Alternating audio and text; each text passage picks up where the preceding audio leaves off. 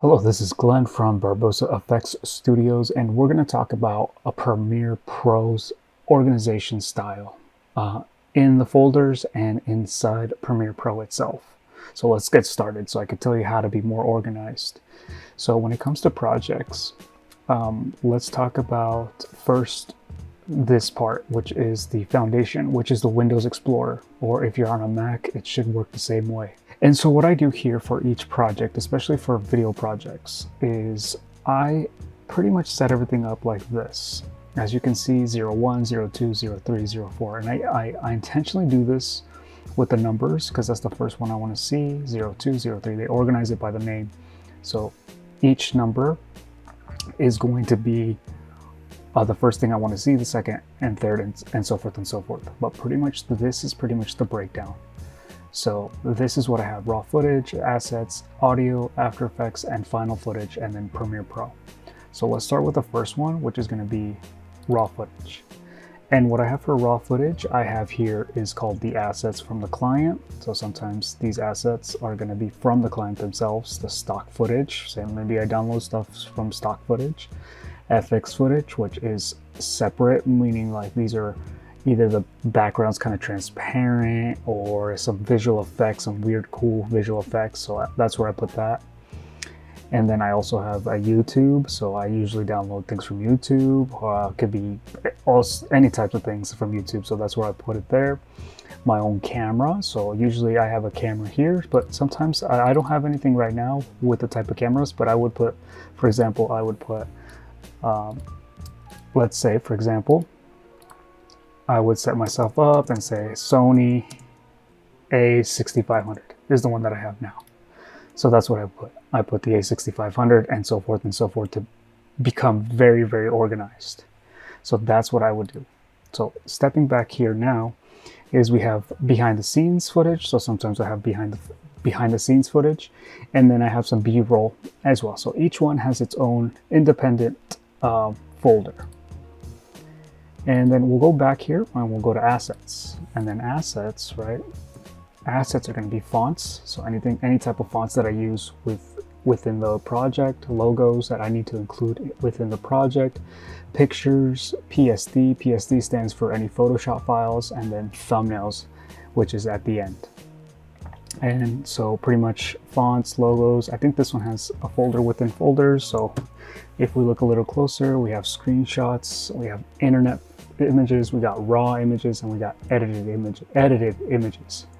These are the four that I use usually. So, but you can always alter them as needed. So whatever you need to do, please alter it as needed. And you can see I've been using this since 2021 is what I've been using this. 2021, 2021 is when, well, last time I modified these, so I can tell that this is really old, but I still use it to this point, and it's been such a benefit. So you got PSD, and just to let you know, I'm going to share this on the link, so you can download it yourself. You don't have to organize this. I'm going to make it super easy for you, so I'm going to make this completely free for you at the beginning. So I'm going to do that for you guys. And oh yeah, so let me proceed here. It's going to be the thumbnails. This is the thumbnail. So I'm going to include this as well. So the thumbnail will be included. So this is a PSD file. So if you decide to do your own thumbnails, this file specifically is for thumbnails. So it's set up for 1920 by 1080, 72 pixels. So if you open this up, it'll be a transparent background, and you could do whatever thumbnail you want to do if you do it yourself. So that's going to be included on the folders. And then you got audio, which is going to be, what I have here is music, sound effects, and recording. Music, sound effects, and recording. Those are the three that I use. I use music background, I use sound effects, and I use the recording, which right now I'm recording right now. So that's going to be a perfect example to place this right there. And then a couple more here, After Effects. So any After Effects that I use. So if I happen to include an After Effects folder into Premiere Pro, this is where I'm going to place it. So any type of things that I need that I do, any visual effects, extra visual effects, that's where I'm going to place it. My final footage. So my final footage, it will be all here. Version 1, version 2, 1080p, final footage, final file. This is where I save everything. So pretty much if I need to go back, this is where I know where the final footage is. And then also captions as well. So I've been including this one. This is a more recent thing. So when I'm, since Premiere Pro has that free caption thing where they can pretty much detect all the dialogue while you're speaking, I just save all my SRTs here in my captions. So I know exactly where to look for them. And then the last but not least is Premiere Pro. And I think this is the one that I have here for almost every file. This is how I open the full file now. I don't go through Premiere Pro, open new file. I just go through here. I obviously go from the beginning. So for example, here I have my what do you call it? My template folder. And I go inside, and then this is where I open it, and then I start to open the files, which I'm going to open right now. Or as I'm opening this file for Premiere Pro. Pretty much I'm going to go back here, and it pretty much goes the same way, in some way, right? And this one has what's called elements, raw footage, assets, and audio and After Effects. So pretty much elements. Here what I have is nesting, so any nesting files, or here let me zoom in a little bit. So nesting, you got color matte, adjustments, and sequence. And the color matte defaults are going to be black and white.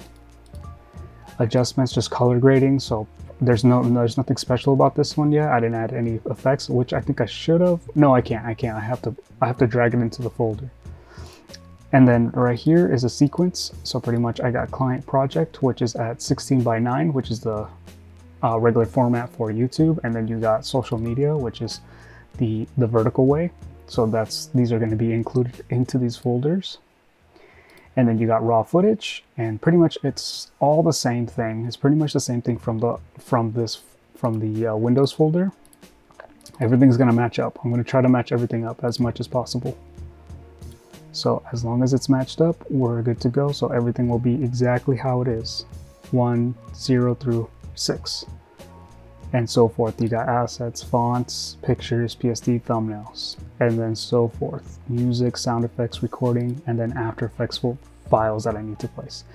And that's pretty much it. I mean, this is pretty much how I organize my files. I highly recommend it. If you get started now, especially starting now, this is something I'm glad I started. I wish I would have started when I first started doing videography and editing files for people. It makes it so much easier, and when I need to search an item, I pretty much just know where to go. Everything's organized, or if there's a sound effect that I remember that I used, I could just type it in and say, oh, okay, this is the file that I'm looking for. So I hope this helps. I honestly think it's going to be a game changer. You'll be really organized with your files, and you'll know what to do. You know where things are at, and it makes it so much easier for yourself.